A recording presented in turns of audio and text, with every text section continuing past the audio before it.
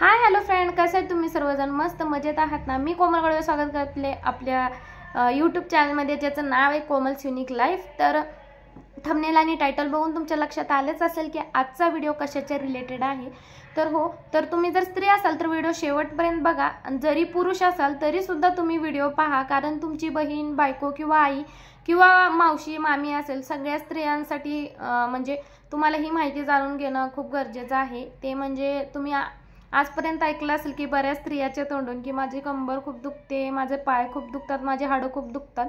तर त्याच्या मागचं कारण कधी जाणून घेतलंय का दुखत असतं? आणि बरेच जण ह्याला नॉर्मल समजतात, पण मी सांगते लग्न झाल्यानंतर जास्त प्रमाणात हे बघायला मिळतं, कंबर दुखणं आणि हाडं वगैरे दुखणं। लग्नाच्या अगोदर पण त्रास होतात, जसं की महिन्याला आपल्याला मासिक पाळी येते ना, तर त्यामध्ये खूप सारं ब्लड आपलं ब्लिडिंग होत असतं। त्यावेळेसही स्त्रीला खूप अशक्तपणा जाणवतो आणि कॅल्शियम, शरीरातलं कॅल्शियम कमी होऊन ना तिचे पायाचे गोळे किंवा कंबर अशा प्रकारचं दुखणं चालू होतं। सो त्यामधून रिकवर व्हायला काही वेळ लागत नाही। आपण जर हेल्दी खात असेल, आपलं डाएट चांगलं असेल तर ते दुखत नाही, पण मुली जर काही खात नसतील तर त्यांच्यात हे प्रमाण जास्त दिसून येतं। सो तुम्ही हेल्दी डाएट घ्या, जसं की दूध असेल, घरचं जेवण असेल, भाजीपाला जास्त खायचं, गुळ आणि शेंगदाणे जास्त करून खायचे कॅल्शियमसाठी। त्याने लवकर कॅल्शियम पूर्ण भरून निघतं आपल्या शरीरातलं। त्यानंतर लग्नानंतर आपल्या हार्मोन्समध्ये ना खूप सारे चेंज होतात, त्यामुळे सुद्धा स्त्रियांमध्ये हे प्रकार बघायला भेटतात, कंबरदुखीचे आणि पायदुखीचे। पण आणि वजन सुद्धा वाढतं, आणि वजन वाढल्याने सुद्धा अंग दुखतं बरं का, कंबर दुखते। तर बरेच जणांचा हाय गैरसमज आहे की वजन वाढल्यानंतर कसं काय ह्याचं सगळं दुखतंय किंवा रक्त कमी होतंय, कॅल्शियम कमी होतंय, वजन तर किती आहे, दिसायला तर किती जाड आहे, आणि असा प्रॉब्लेम कसा आहे? तर हे खूप मोठे गैरसमज आहेत। वजन वाढलं याचा अर्थ असा नाही की काही दुखत नसेल। तर वजन कितीही वाढू द्या, कॅल्शियमची जर कमतरता तुमच्या शरीरात असेल तर नक्कीच बॉडी पेन होत असते।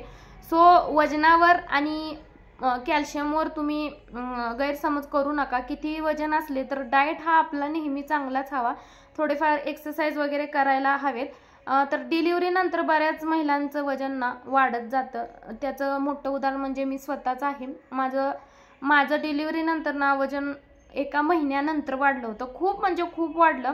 असं घराच्या बाहेर जरी पडले तर असं वाटायचं की लोक मला काय म्हणतील, म्हणजे त्यांना मी ओळखू येईल का, आणि मला खूप गिल्ट फील व्हायचं। आणि ना डिलिव्हरीच्या वेळेस आपले स्त्रियांची मेंटली हेल्थ जी असते ना ती वीक होते, जरा कोण काही बोललं का आपल्या मनाला लागतं आणि खूप मन हळवं होतं, आणि आपण त्याच गोष्टीचा सतत विचार करतो की अरे आपल्याला ते असे बोलल्यात, खरंच आपण असं आहोत का, असं वगैरे। तर अशा गोष्टीकडे लक्ष द्यायचं नाही। खरं तर आपण आता असं म्हणतोय, पण डिलिव्हरीच्या वेळेस ना एखादी गोष्ट मनाला लागली की ती लवकर निघत नाही। आपण एकच गोष्ट धरून सारखं त्याच गोष्टीचा विचार करतो। आणि माझं वजन जेव्हा वाढलेलं ना तर मला भरपूर जण असे म्हणायचे की तू केवढी होती आणि केवढी झालीस। खूप लोक असे बोलायचे बरं का, बघायला जेव्हा यायचे ना डिलिव्हरीच्या वेळेस। खरं तर खूप राग यायचा मला की एवढ्या संकटातून मी बाळाला जन्म दिलाय, मी आणि बाळ सुखरूप आहे ह्याचा आनंद नसून ही माणसं माझ्या बॉडीवरने मला का जज करतात। आणि राहिला प्रश्न डिलिव्हरी झाल्यानंतर लगेच वजन कमी करायला जाऊ नका। 1 वर्ष तुम्ही स्वतःला टाइम द्या। 1 वर्ष काय, आपल्याला लगेच मॉडेलिंग वगैरे करायचं नाही वजन कमी करून, कारण एक तर आपली डिलिव्हरी म्हणजे आईचाही बाळासोबत दुसरा जन्मच होतो। आईच्या शरीरात खूप बदल होतात, शरीरात खूप सारी एनर्जी आपल्याला निर्माण करावी लागते, कारण डिलिव्हरीच्या वेळेस खूप म्हणजे खूप आपली शक्ती जी आहे ती वाया जात असते। ती डिलिव्हरी सिझेरियन असो किंवा नॉर्मल असो, दोन्हीही स्टेजमध्ये स्त्री खूप अशक्त होते। त्यामुळे तिला थोडासा वेळ द्या तिच्या बॉडीला चेंज करण्यासाठी, आणि वजन कमी करणं सोपं नाही। मला तर पर्सनली सांगायचं झालं तर मला 6 ते 7 महिने लागले बरं का, म्हणजे अर्ध वजन कमी करायला। अजूनही माझं पूर्ण वजन कमी झालं नाही, पण आता सध्या माझं 60% वजन कमी झालेलं आहे, अजून 40%। तर माझ्या डिलिव्हरीला आता ना 2 वर्ष 2 महिने होऊन गेलेत। तर बघा, तरी मी डाएट मेंटेन करते, एक्सरसाइज सुद्धा करते। कधी कधी राहून जातं बरं का एक्सरसाइज करायचं, पण डाएट हा माझा डेली रुटीनच झाले माझं फॉलो करायचा डाएट म्हणजे मी काय उपाशी राहत नाही बरं का, चांगलं हेल्दी खात असते, भाज्यांचा समावेश असतो, आणि मेन म्हणजे मी बाजरीची आणि रागीचीच भाकरी खात असते माझ्या आहारात। भात आणि चपाती पूर्णपणे बंद आहे। सो तरीसुद्धा मला इतका वेळ लागतो, कारण मला माझी 2 मुलं आहेत ना, तर ते घरचं काम शिवाय यूट्यूबचं काम ह्यामधून मला वेळ भेटत नाही, तरीसुद्धा मी माझ्या शरीराकडे दुर्लक्ष करत नाही.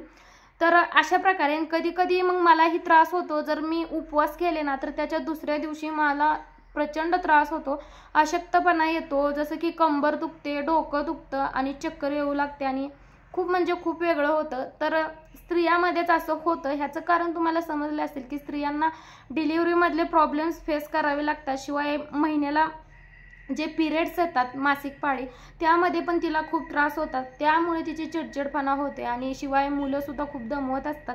तर तिचे मूडसुद्धा स्विंग्स होत असतात. तर एका स्त्रीला तुम्ही समजून घ्यायला हवं असं मला वाटतं. आणि अजून एक राहिला प्रश्न की मला ह्या विषयावर बोलायला फार आवडेल की डिलिव्हरीच्या वेळेस ना असं म्हणतात, डॉक्टरसुद्धा सांगतात बरं का, शेगडी तुम्ही घेत जा म्हणून. पण काय आत्ताच्या मुलींना हे खरं तर वेगळं वाटतं की शेगडी नको, काय नको, कानाला बांधायचं नाही, गरम पाणी प्यायचं नाही आणि लगेच उठायचं. मी तर आता खूप हेल्दी आहे, मला काही त्रास होत नाही, कामाला लागायचं. तर असं करू नका. प्रॉपर 3 महिने जर सिझेरियन डिलिव्हरी असेल तर तुम्ही 3 महिने रेस्ट केला पाहिजे असं डॉक्टर तर सांगतात. पण डॉक्टरांचं पण हल्ली कोण ऐकत नाही. तर ऐका, 3 महिने रेस्ट करा, थंड पाण्यात हातपाय भिजवू नका, गरम पाण्याचाच वापर करा. आणि तुम्ही पाणी जे पिताय ना डिलिव्हरी झाल्यानंतर ते सुद्धा कोमट असायला हवं, कारण त्यावेळी खूप शरीरात खूप म्हणजे शरीर अशक्त झालेलं असतं. त्यामुळे तुम्ही डाएट पण चांगला घ्या, हलका आहार घ्या, थोडंफार वॉकिंग वगैरे करा. आणि राहिला प्रश्न कानाला वगैरे बांधायचं, तर तुम्ही बांधून घ्या, कारण जी त्यावेळेस शरीरात बाहेरची हवा शिरते ना, त्या हवेने आपल्या शरीर ना फुगत जातं आणि त्याला आपण वातही म्हणू शकतो. तर त्यावेळेस तुम्हाला त्रास होत नाही, पण भविष्यात त्याचा खूप म्हणजे खूप त्रास होतो. जसं की हातपाय दुखणे, गुडघे दुखणे, मणक्याची झीज होणे आणि अंगावर सूज येणे. आणि अशामुळे तर वजनसुद्धा कमी होत नाही, शिवाय शरीरही तुमचं खूप अशक्त होतं. त्यामुळे डिलिव्हरी झाल्यानंतर 3 महिने स्वतःची आणि बाळाची खूप म्हणजे खूप काळजी घ्यायची आहे तुम्हाला, कारण स्त्रीचं शरीर जे आहे ना, त्या 3 महिन्यात काळजी घेतली तर लाईफ टाईम चांगलं राहणार आहे. जर त्या 3 महिन्यात तुम्हाला मस्त चांगलं वाटतंय, कारण तुम्ही मेडिसिन घेतले डिलिव्हरीच्या वेळेस, अँटीबायोटिक्स वगैरे दिलेले असतात ना सलाईनमधून, त्यामुळे आपल्याला असं वाटतं की माझ्या अंगात शक्ती आहे, पण ती शक्ती सगळी त्या अँटीबायोटिक मेडिसिनची असते, तुमची शरीराची नसते. त्यामुळे तुम्ही आई सांगेल ते ऐका, जे म्हाताऱ्या बायका सांगतात ते सुद्धा ऐका. बरं, सगळ्याच गोष्टी ऐका असं म्हणत नाही, पण तुम्ही शेगडी निदान घेतली पाहिजे आणि गरम पाण्याचा वापर सुद्धा केला पाहिजे असं मला वाटतं प्यायला. म्हणजे गरम पण गरम नाही, कोमट पाणी घ्यायला हवं, तर तुम्हाला पुढे जाऊन काही त्रास होणार नाहीत. आणि जे काही डिलिव्हरीच्या वेळेस ते करतात ना, आमच्या इकडे त्याला सुटोडा म्हणतात, तुम्ही काय म्हणता मला सांगा. खोबरं, खारीक, डिंक खिसून साखर वगैरे टाकून त्याचं लाडू पण करतात, काय काय सुट्टं पण ठेवतात, ते सुद्धा खायला विसरू नका. त्यावेळेस कंबर भरण्यासाठी ना हे खाणं खूप गरजेचं असतं, जेणेकरून आपले जे काय वेस्टेज आपल्या शरीरातलं गेले ना, त्याच्यामुळे आलेला अशक्तपणा ते दूर करत असतं. शिवाय बाळाच्या हेल्थसाठी सुद्धा ते चांगलं असतं. त्यामुळे बाळाची हेल्थ चांगली राहावी असं वाटत असेल तर आईने पहिलं स्ट्रॉंग राहायला हवं, तरच तुम्हाला भविष्यात त्रास होणार नाहीत. पण बऱ्याच जणांचे आपण बघतो की आता खूप त्रास होतो, तर त्यांची मुलं जेव्हा 10-12 वर्षाची होतात तेव्हा त्यांना त्रास सुरू होतो. तोपर्यंत त्यांना काही जाणवत नाही, कारण तोपर्यंत आपण तरुण सुद्धा असतो, त्यामुळे आपल्याला जाणवत नाही. पण जसं जसं वय उतरेल ना, तसं तसं एनर्जी कमी होते आणि ते डिलिव्हरीतले महागेच्या ज्या अडचणी होत्या ना, ते पुढे उतरत्या वयात त्रास व्हायला सुरू होतं. त्यामुळे मला ह्या व्हिडिओतून इतकं सांगायचं आहे की तुम्ही तरुण आहात तोपर्यंत एक्सरसाइज करा, तुमचा डाईट चांगला ठेवा आणि डिलिव्हरी झाली असेल तर तुम्ही प्रॉपर चांगला डाईट घ्या आणि स्वतःची काळजी करा. वजन कमी करायच्या नादी इतक्या लवकर लागू नका, जेणेकरून तुमच्या शरीराचं खूप म्हणजे खूप हे होईल. तर बऱ्याच डिलिव्हरी झालेल्या स्त्रियांना खूप टेन्शन येतं वजनाच्या रिलेटेड. तर 1 वर्ष तुम्ही हे डोक्यात घेऊच नका की माझं वजन वाढलंय आणि मी कशी दिसते आणि मी काळी दिसते का मी जाडी दिसते. अजिबात तुम्ही आरशातच बघू नका मी तर म्हणेन, कारण ह्या 1 वर्षात तुम्हाला स्वतःची आणि बाळाची काळजी घ्यायची आहे. सो 1 वर्ष तुम्ही ह्याकडे दुर्लक्ष करा आणि जेव्हा बाळ मोठं होतं तेव्हा त्याला वरचंही आपण काही खाऊ देऊ शकतो आणि अंगावरचं दूध प्यायला सुद्धा ते कमी होतं.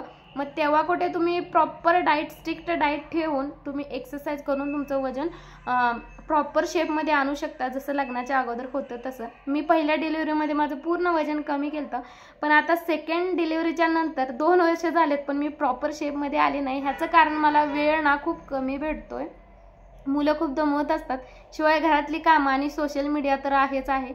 सो तरीसुद्धा माझे प्रयत्न चालू असतात. तर असंच होता आजचा व्हिडिओ स्त्रियांसाठी स्पेशली. कसा वाटला नक्की कॉमेंटमध्ये सांगा. तुमचे काही डाऊट्स असतील तर मला नक्की कॉमेंटमध्ये विचारा. भेटूया अशा नेक्स्ट व्हिडिओमध्ये. तोपर्यंत हेल्दी राहा, हॅपी राहा, बाय बाय.